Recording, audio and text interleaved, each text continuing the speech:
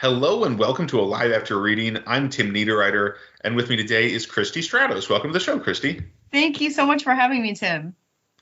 Well, it's good to have you, and tell us a little bit about yourself and the sort of stuff you write.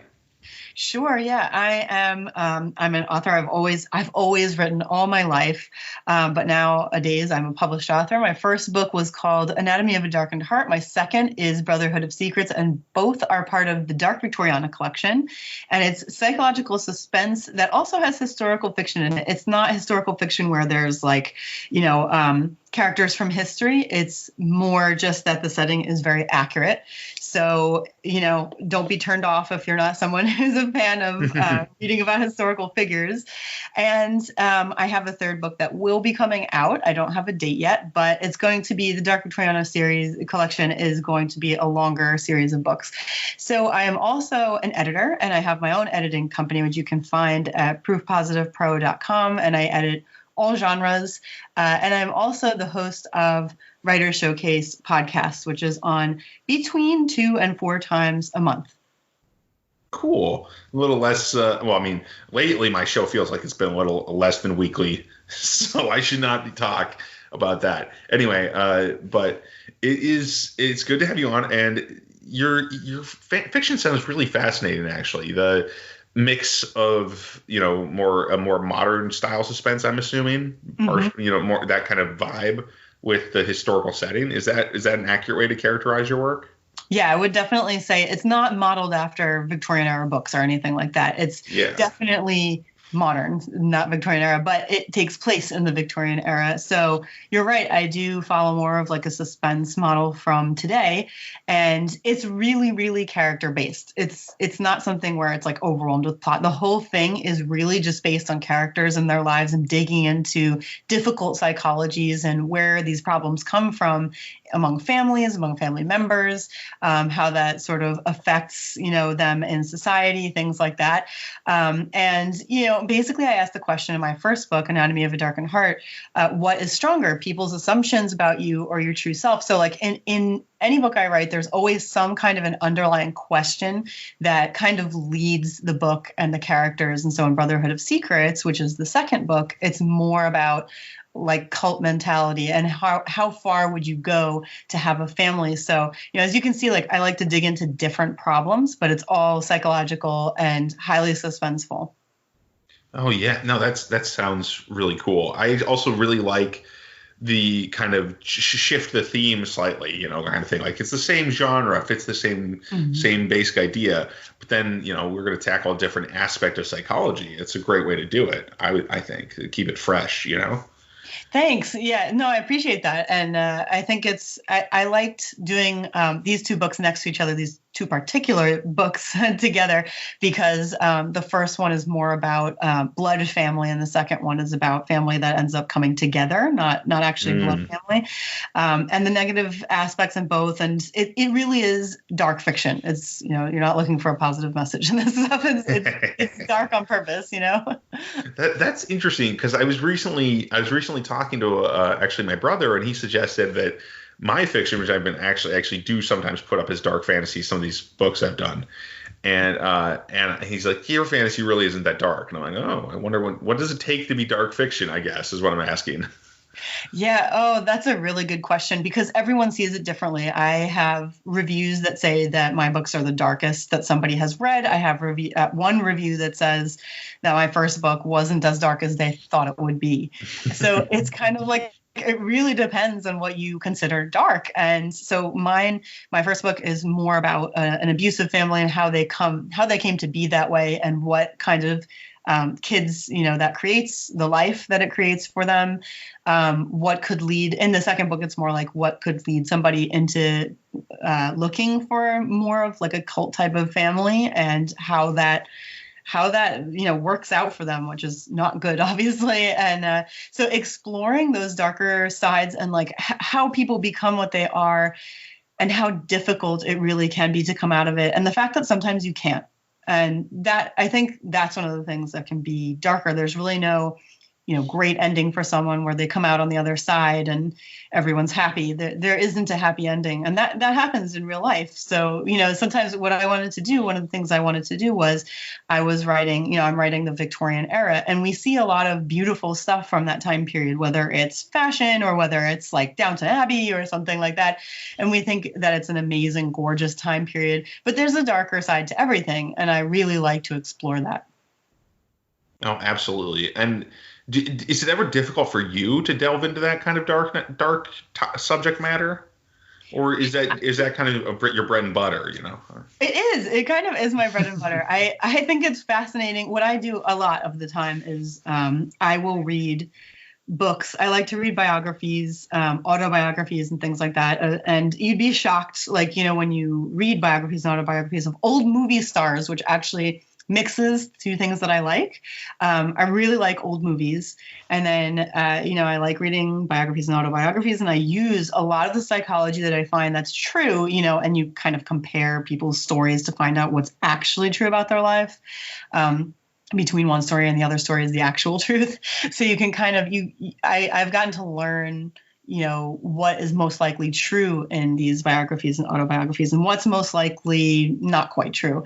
And I take a lot of that and I'm digging into a person and figuring out like why they had such a difficult life or like what led them to this path. And it can be fascinating. You look at someone like, I don't know if you're into old movies, Tim. Are you into old movies at all? How old? I guess. Well, I took some movie courses, and I actually have seen some of the oldest films. So yeah, I guess really, I wouldn't necessarily say I'm into them now, but I'm aware of a lot of them. Yeah. Yeah. One of my favorite movies. One of my favorite. Sorry. Go on. If we're looking at movies even from like the 40s and 50s, just black and white old movies. One of my favorite stars is Joan Crawford. So she's, an amazing actress. And I started to read about her life and I was kind of shocked by some of the stuff in it. And I'm not just talking about her daughter who, wrote an autobiography and talked about her mother and the abuse there. But Joan Crawford's actual upbringing and the fact that she tends to change. And like, if you read I'm just using her as an example. If you read her own autobiographies, you will see like where some of that perfectionism can become very ugly and sort of affect her children. And you can put stories together to figure out what the truth probably was behind her life. And so I use a lot of that and analyzing those kinds of things, plus books that are about, are by people who are, definitely put in abusive situations or were in a cult or something like that. And I use those to build the truth behind my fictional stories. Yeah. No, that's interesting. I actually just got, I got a book for my birthday, actually, that was, it's The Pulp Jungle by Frank Gruber. And it's by an author who used to write for like the Black Mask magazine. He was like one of the main guys, pulp author back in the 30s. And but he wrote this book like 40 years later. So he's retired and stuff. And it's kind of similar. It's a memoir. Uh-huh. And I'm very fascinated by that kind of thing. And I think it sounds similar, but you have to read between the lines to get, like you're saying, to get the true story in a way, or get more detail than you're going to get than they're willing to give you even, maybe. Absolutely. And the face that person is putting on sometimes. Some people write very honest autobiographies, and there are other people who want to put on a particular appearance. And you can tell a lot of the time what the difference is. So, and that can tell you a lot about a person as well. What do they want you to think? Why would they want you to think that? And you sort of, once you're really into psychology, you start to see all these parallels and really understand, and I love building books based on that. That's a really cool concept. I think I'm going to have to check out your books now, because actually that sounds really, really fun. And I am into some dark stuff, some dark fiction. I don't think I'm beginning to see where my fiction is less dark than most people who I've talked, like Catherine Hudson and you, I guess. And then but a lot of my favorite authors write pretty dark stuff, like Joe Abercrombie, dark fantasy. Big fan of him. But, there's a lot of this sort of, I mean, I guess maybe I have an identity crisis, but that's not really what we're here to talk about. Yeah. So as far as your work, did you ever have the urge to write something lighter hearted, or do you I mean, you did say you did agree that it was your bread and butter, but I mean, is there ever like an urge to do a different kind of work? Because I run into that all the time. Like I have a hard time focusing on one genre. Yeah, I like trying out different genres and seeing what works for me. And, it doesn't mean I'm necessarily going to write a lot in that genre. But I think the lightest I've ever gotten, well, I do write positivity poetry, believe it or not. I write the other end of the spectrum there. And I will be writing a book on positivity because there's quite a lot to it that has to do with my own life that I want to share with people and hopefully help them change their mentalities and their own just mental state in general to help make their lives better overall. So, like that's nonfiction though. I mean, I guess that I write positivity haikus that I put on Patreon. So there's that. But in terms of fiction, the lightest thing I ever really wrote as a professional author, I would say, is like a cozy mystery short story. And that I actually wrote 2 of those, and they were specifically for anthologies or to submit. And I enjoyed the process. I can say that there was definitely a part of the enjoyment lacking for me there. It was like fun to put together, but it wasn't the same kind of satisfying that I get out of writing darker things. So like I'll give it a try, and I'll make it the best I can make it, especially like as an editor. I'll write it and leave it alone and then look at it and fix it and things like that to make it as good as it can be. But generally when I start working on something, if I think it's going to be light, it ends up turning dark really fast. I can't help it. Oh, it's funny. That does remind me of one of the Hardcore History podcast, where the guy who does that, Dan Carlin, he at the beginning of one of his episodes, he's like, I was thinking maybe we try to do something a little lighter, like the history of flowers or something, and he ended up with one of the darkest episodes he'd ever done. I think that was the one about where he did about children in history. Anyway, it was a great episode a few years ago. Sounds great. Yeah, and it's extremely brutal, obviously, but it's very fascinating. Yeah. So, as far as your approach to fiction, do you discovery write? What kind of what's your process like? I am 100% pantser. I do try. I have tried planning, and for me, it really. Whenever I try to sort of like pin myself down and plan or outline or anything like that, it really slows down my writing process. And a lot of times things won't go in the right direction, or they'll just be forced or something like that. So I naturally write very out of order, actually. I use Scrivener. Are you familiar with Scrivener? Oh, yeah, I use Scrivener too. And I'm a discovery writer too. Okay, perfect. Yeah. So I use Scrivener because I was getting very frustrated with Word before I wrote my first novel. I was just getting frustrated with Word, and trying to move things around is just too difficult. And for me, I write way out of order. So I'll write the middle and then the end and then the beginning and then the middle and then the end and the beginning, and like go all over the place kind of. And just I end up piecing it together. And for some people that would be way too chaotic. But for me, it just really depends on, like, one thing will inspire the other, and they can be all over the place. I'll think of an ending and I'll love it and I'll write it, and then I'll go back and write other pieces and then realize that ending isn't going to work, and I'll write it differently. And that may sound difficult, to some people, like it's more difficult, but for some reason this really helps me sort of work out what's going to really bring the novel all together, and what really doesn't have a place.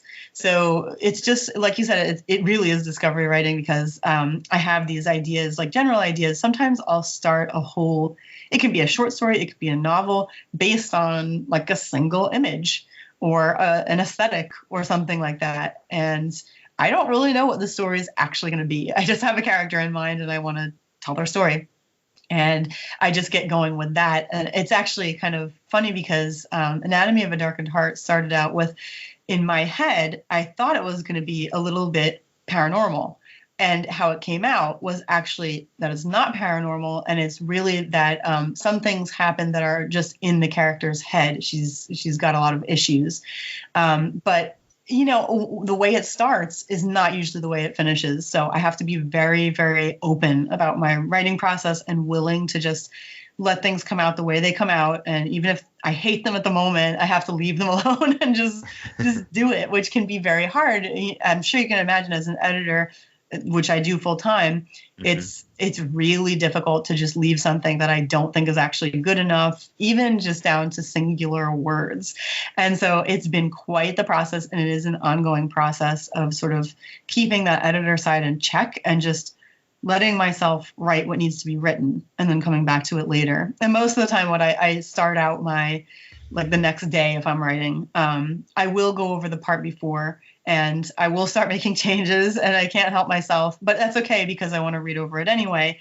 And then I have to force myself to just move on, and, I'll come back to it later and just put notes on the side, which is another reason Scrivener is so useful. You can take all those notes on the side and put comments and rearrange things very, very easily. So, that's kind of my process. Yeah, no, that's really, really similar to mine, actually, except for I'm not quite as critical of an editor. I don't think I have quite as strong of an editorial approach. But I definitely have trouble with, that's why I switched to dictation last year, because I would have such a hard time writing and keeping up a good pace, because I want to go back and fix everything. And so I after 14 years of typing, I switched to dictation, and it's been pretty crazy how much faster I can go, because I don't even have the words in front of me until long after they're written, basically, until long after I say them. And then they're gobbledygook, basically. So I have to fix everything a lot.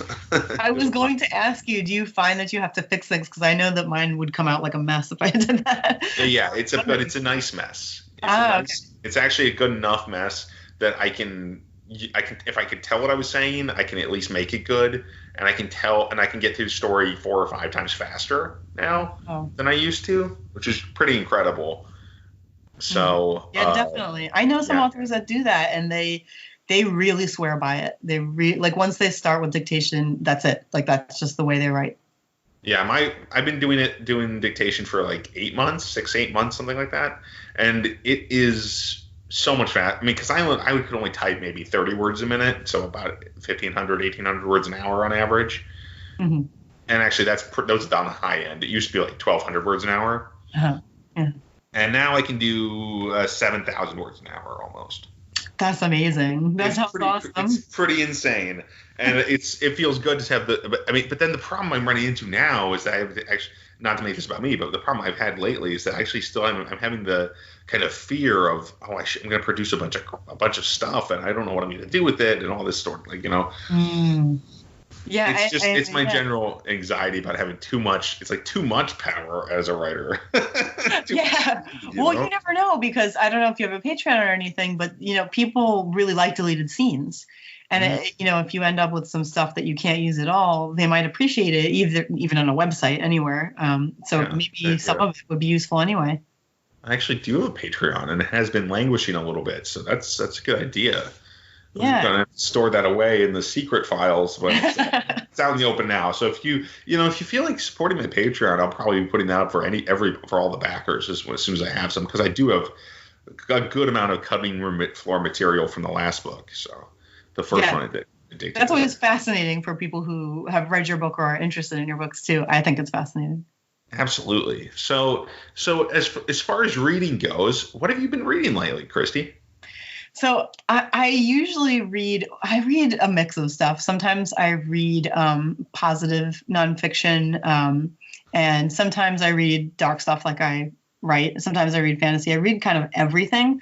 But right now I'm actually reading something that's kind of the opposite of what I write. It's called A Window Opens by Elizabeth Egan, and it's women's fiction. And I read women's fiction. I just don't read it super often. It's not at the top of my list always, but I really enjoy it when I do read it, because it's such a unique genre that is so heavily entrenched in emotions and real life situations and how they actually go, which, that might sound familiar from what I was saying before. So that's like a parallel between what I write and like looking at how things might actually go in an actual abusive situation, for example, or an actual cult or something. And then with women's fiction, it's how difficult real life situations are. And of course, a lot of the time there are happy endings, and that's totally fine. But it's great to really see those emotions so in depth and sort of relationship building so in depth. And I feel like we can read from pretty much everything. We can learn from everything we read. So I was reading this because I'm coaching one of my clients, one of my editing clients, and she's writing women's fiction. And a literary agent suggested that she look at one of this book in particular. So we were looking at it together and figuring out what applies to her writing. So that's also fun. I find that I can't read anything without analyzing it, which I enjoy. It sounds like work, but I actually really enjoy it. So that's what I'm reading right now. Well, cool. I might mention the book I just started. It's nonfiction, the Pulp Jungle. I mentioned that earlier in the show. That's basically the book I'm focusing on at the moment. I just picked it up because it's my birthday very recently, and I got that as a gift, and it's quite fascinating. So that's the one about the pulp, written by the pulp writer, 30 years after he retired, basically. And it's about how pulp was created, and that's fascinating me. So, yeah, and that's about it. Where can people find your work, and what should people be looking out for, Christie? Well, you can find my work pretty much anywhere you can buy books. You can find them on Amazon, Barnes & Noble, Kobo, Smashwords, iBooks, for example. And the titles are, again, Anatomy of a Darkened Heart, and the second book is Brotherhood of Secrets. They are part of the same collection called the Dark Victoriana collection, but they're actually, you can read them as standalone. They hook into each other a little bit, but you can read them as standalone. And I also actually have a horror short story that's called The Subtlety of Terror, which you can also grab on any of those platforms. And if you go to Smashwords, you can get it for free. So you can also find me on my website, which is ChristieStratos.com. And as I mentioned before, Patreon, which is patreon.com/Christie Stratos. There you can find, like we were just talking about, Tim, you can find some deleted scenes. You can find old movie reviews where I'm not just reviewing them. I'm talking about what works or doesn't work about them. And a lot of positivity posts. And haikus, and I even talk about my experience with burnout and overworking and things like that. So you can find some very real posts about me there where I don't share them elsewhere. And I'm also on Instagram, Facebook, Twitter, Pinterest, all under my name. And you can also go to SoundCloud and or Facebook and find Writers Showcase podcast. We're actually going to I have lots of interviews coming up. So just head over to the page and like it, and you can see when we go live there. Awesome. Thanks for being on the show, Christie. Thank you so much for having me. This has been really great. Well, great. And as for this podcast, you can find us at mentalcellarpublications.com. You can find more episodes. We're hosted by Libsyn. And, of course, you can get my books on Amazon.com. Demon Scroll is currently out, and it's in a slightly revised edition, and it is better than ever, let me just say. So thanks for listening, everybody, and have a good evening. Or good day, I guess.